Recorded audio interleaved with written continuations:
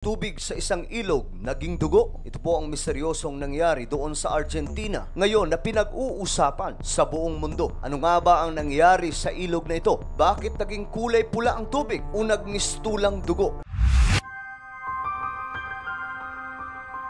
Hello, what's up mga sangkay? This is me. I'm back for another vlog today. Huwag niyo pong kailimutan na i-subscribe yung ating YouTube channel, i-click ang bell at i-click niyo po yung all. Sa lahat po ng nanonood naman sa Facebook, i-follow niyo po yung ating Facebook page. Today mga sangkay, pag-uusapan po natin ang isang matinding pangyayari sa isang lugar doon po sa bansang Argentina, kung saan ang ilog nila mga sangkay ay misteryoso di umano na naging kulay pula o naging dugo. Ano kaya ang nangyari sa ilog na ito?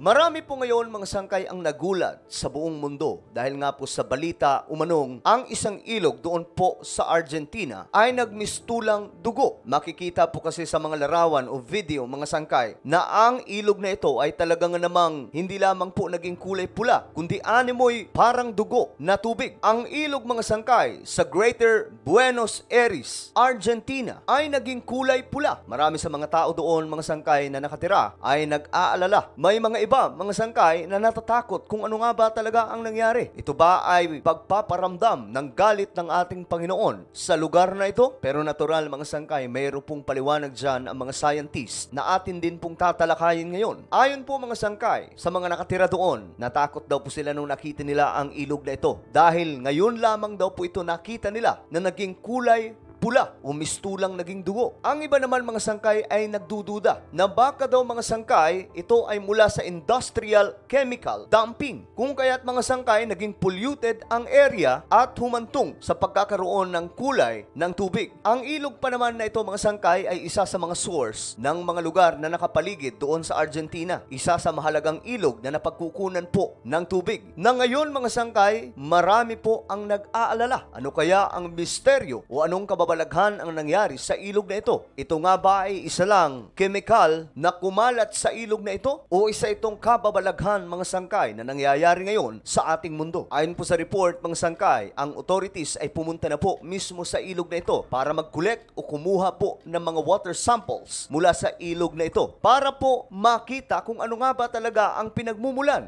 Bakit naging kulay pula ang tubig na ito? Ang ibang mga residente ay nagdududa na baka daw po ito mga sangkay ay mula sa mga kontaminado o mga chemical waste na nagdulot po mga sangkay ng pagiging pula ng ilog na ito. Sa ngayon mga sangkay ay wala pa rin pong update kung ano nga ba talaga ang pinakadahilan. Dahil para nga po sa ibang mga sangkay, ito daw po ay isang unknown contaminant or isang mysterious na pangyayari mga sangkay sa Argentina. Ang isang ilog sa lugar na ito turns into blood o naging kulay pula.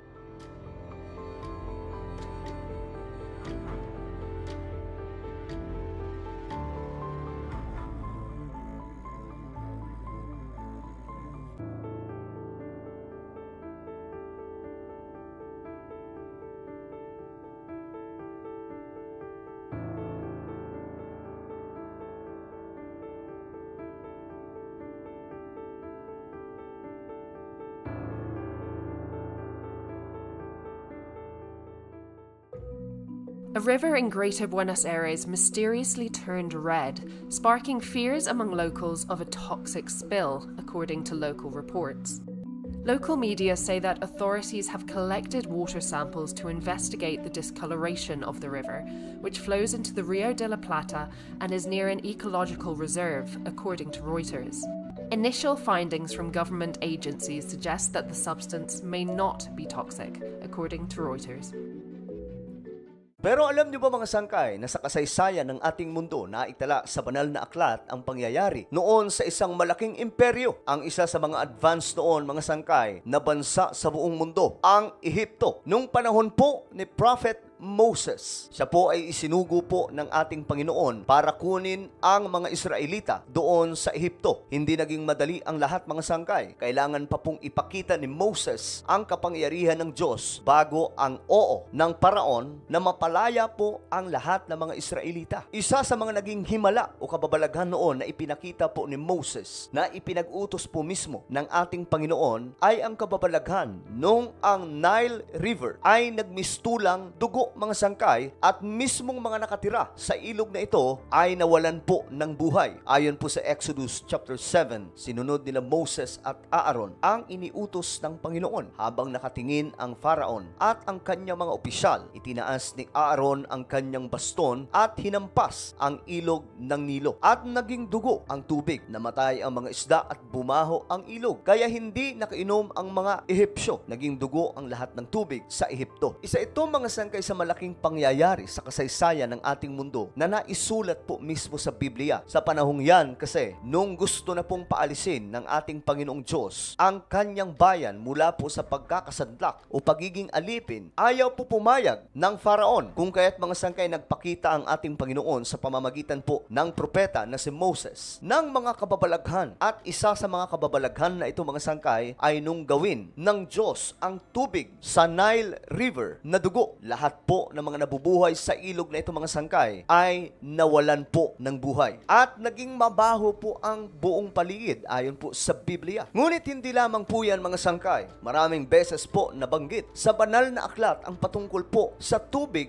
na naging dugo. Sa mga gawa, mga sangkay or book of Acts, mababasa din po natin mga sangkay ang isa sa passage mula po sa Bible kung papaano po mangyayari mga sangkay ang mga kababalaghan sa lupa, at kasama na po dito ang pagkakaroon ng kulay dugo ng tubig bago daw po ang araw ng ating Panginoon. Ayon po sa mga gawa, chapter 2, magpapakita ako ng mga kababalaghan sa langit at mga himala sa lupa, dugo, apoy at makapal na usok. Ang araw ay magdidilim, ang buwan ay pupulang parang dugo bago dumating ang dakila at maluwalhating araw ng Panginoon. Isa lamang po yan mga sangkay sa maraming mga kababalaghan na magaganap daw sa ating mundo bago dumating ang araw ng ating Panginoon. Kung kaya't ito mga nangyayari sa ating mundo mga sangkay na bagamat mayroon pong explanation ang science, hindi na rin po nakapagtataka sapagkat naisulat po ito sa Biblia na may mga kababalaghan nga pong mangyayari sa ating mundo kagaya na lamang po ng mga nabanggit sa Biblia. Isa pong mga nakakakilabot na kababalaghan mga sangkay bago ang pagbabalik ng ating Panginoon. Isa pa sa mangyayari sa ating mundo, mga sangkay, pagkatapos ng rapture, sa araw ng tribulation, ay ang pagkakaroon din po ng dugo sa katubigan, na ang gagawa nito ay isang anghel ng ating Panginoon. Ayon po sa Biblia, sa Book of Revelation, chapter 16, verse 4, the third angel poured out his bowl on the rivers and springs of water, and they became blood. Sa araw na yun, mga sangkay, dahil po sa galit ng ating Panginoon sa mga taong hindi nanampalataya sa Kanya, sa mga taong itinakwil ang salita ng Diyos, magbubuhos daw ang ikatlong anghel, dala-dala ang isang mangkok. Ibubuhos po ito mga sangkay sa mga ilog, mga daluyan ng tubig, at ang lahat ng ito mga sangkay ay magiging isang dugo. Hindi lamang po nabanggit mga sangkay na magiging pula, kundi magiging dugo mismo. Imagine niyo na lamang mga sangkay kung gaano ka nakakakilabot ang panahon na yan. Grabe siguro ang mga balita na magaganap niyan sa international kapag nangyari ito mga sangkay. So isa lamang po ito sa mga magaganap sa ating mundo sa panahon ng tribulation. Ang mga daluyan ng tubig, ang mga ilog, lahat po mga sangkay ng pinagmumulan ng fresh water, at malamang maging ang karagatan mga sangkay ay magiging kulay dugo sa araw ng tribulation. Kaya't sikapin po natin mga sangkay na makasama sa pagbabalik ng ating Panginoon sa araw ng rapture upang hindi po natin maranasan ang nakakakilabot na event sa Great Tribulation. So hindi pa po malaman mga sangkay ng mga scientist kung ano nga ba ang pinagmumulan talaga ng pagkakaroon ng kulay pula na tubig o mistulang dugo doon sa Argentina.